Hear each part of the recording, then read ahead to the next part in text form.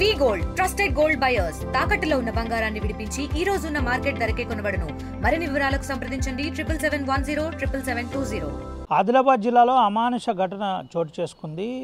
ఒక మైనర్ బాలికను వేధించిన ఘటన కాస్త జిల్లాలో సంచలనంగా మారిన పరిస్థితి. ఇచ్చోడ మండలం గుడిహత్నూరులో ఒక మైనర్ బాలిక తండ్రి ఇచ్చిన ఫిర్యాదు మేరకు 8 మందిపై ఫోక్సో యాక్ట్ కింద కేసు నమోదు చేసిన పరిస్థితి. అందులో 2 మైనర్ అబ్బాయిలు ఉన్నట్టు ఏఎస్పీ కాజోల్ తెలిపిన పరిస్థితి. అయితే ఏఎస్పీ తెలిపిన వివరాల ప్రకారం కొద్ది రోజుల క్రితం ఒక అబ్బాయితో అమ్మాయిని ట్రాప్ చేసే కార్యక్రమం అంటే చాటింగ్ జరిగింది. అనంతరం ఆ చాటింగ్ కాస్త ఈ చాటింగ్ అందరికి చూపెడతాను, నువ్వు నగ్నంగా వీడియో కాల్ చేయాలని వీడియో చాట్ చేసిన పరిస్థితి. అందులో వీడియో నగ్నంగా చాట్ చేసింది స్క్రీన్ రికార్డ్ చేసి 8 మంది ఫ్రెండ్స్కు పంపించిన ఘటన సంచలనంగా మారింది. అది కాస్త ఒకరిపై ఒకరి దగ్గర నుండి మరొకరు వాట్సాప్లో షేర్ చేసుకోవడం, ఆ షేర్ చేసుకున్న అంశం కాస్త చిలికి గాలివానలా మారి ఈ అంశంపై అందరూ బ్లాక్మెయిల్ చేయడం మొదలుపెట్టిన పరిస్థితి. బ్లాక్మెయిల్ చేస్తూ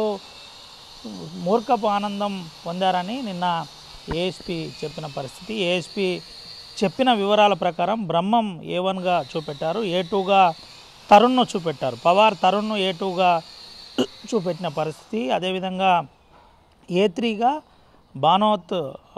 బాలావత్ సింగ్ను చూపెట్టిన పరిస్థితి, A4గా ఇటు వరుణ్ను చూపెట్టిన పరిస్థితి, A5గా సుధీర్ను చూపెడుతూ ఇలా తులసిరామ్ను తండ్రి పేరు తులసిరామ్గా చెప్పబడ్డారు. అదేవిధంగా A6గా విఠల్ను చూపెట్టారు. ఇంకో 2 మైనర్ విద్యార్థులు వారి పేర్లు గోప్యంగా ఉంచారు. చట్ట ప్రకారం చెప్పకూడదు కాబట్టి చెప్పలేదు. అయితే మైనర్ అమ్మాయిని ట్రాప్ చేసి ఈ విధంగా టార్చర్ చేయడం పోలీసులు చాలా సీరియస్గా తీసుకున్నారు. ఏఎస్పీ కాజల్ సింగ్ చెప్పిన వివరాల ప్రకారం ఎవరైనా ఈ విధంగా పాల్పడితే చాలా కఠినంగా వ్యవహరిస్తాం, కఠినంగా వ్యవహరించడమే కాదు ఎట్టి పరిస్థితిలో ఉపేక్షించే పరిస్థితి లేదని చెప్పిన పరిస్థితి. దీంతోపాటు 8 మందిపై కేసు నమోదు చేశాం, 8 మందిని రిమైండ్కు పంపామని చెప్పారు. 8 మందిని రిమైండ్ పంపుతూ 2 ఎవరైతే మైనర్లునో వారిని కూడా నిజామాబాద్ హోమ్కు పంపించినట్టు చెప్పిన పరిస్థితి. వారి దగ్గర ఉన్న సెల్ ఫోన్లను సీజ్ చేశారు, ఆధారిత ఎవిడెన్స్ను బిల్డప్ చేసిన పరిస్థితి కనబడింది.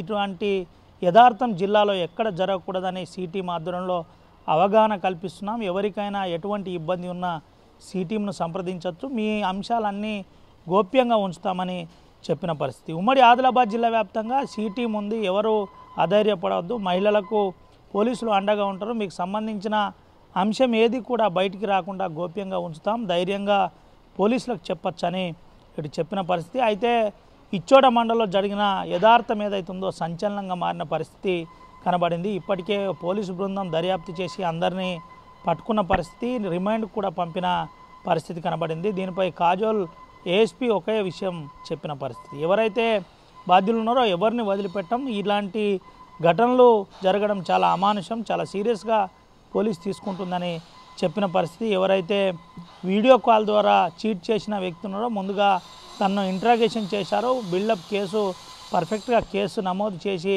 దానికి సంబంధించిన ఎవిడెన్స్ అంతా రికార్డ్ చేసిన పరిస్థితి కనబడింది. దీంతో పాటు వారిని రిమైండ్ కూడా తరలించిన పరిస్థితి కనబడింది. అయితే దీంతోపాటు ఇటు అవగాహన సదస్సులు కూడా ముమ్మరం చేస్తాం, ఎక్కడ ఎటువంటి అవాంఛనీయ సంఘటనలు జరగకుండా జాగ్రత్త పడతామని చెప్పిన పరిస్థితి కనబడింది. సిటీం ద్వారా మహిళలకు ఎటువంటి ఇబ్బంది లేకుండా చూస్తాం, ఎక్కడైనా ఇటువంటి ఆకతాయిల అంశాలు ఉంటే, ఆకతాయిల హరాస్మెంట్ ఉంటే, ఆకతాయిలు చీట్ చేసే ప్రయత్నం చేస్తే వెంటనే పోలీసులకు సంప్రదించాలని ఏఎస్పీ కాజోల్ చెప్పిన పరిస్థితి కనబడింది. ఇటువంటి 8 మందిని రిమైండ్ చేసిన ఘటన కాస్త సంచలనంగా మారింది. ఇటు పోలీసులు వారికి సంబంధించిన ఫోటోలు కూడా రిలీజ్ చేసిన పరిస్థితి. అమ్మాయి వివరాలను గోప్యంగా ఉంచారు, చట్టపరంగా ఎక్కడ చెప్పకూడదు కాబట్టి చెప్పలేదు, జాగ్రత్తగా ఉంచి తండ్రి ఇచ్చిన ఫిర్యాదు మేరకు దర్యాప్తు చేసి వారిని రిమైండ్ చేసిన పరిస్థితి కనబడింది.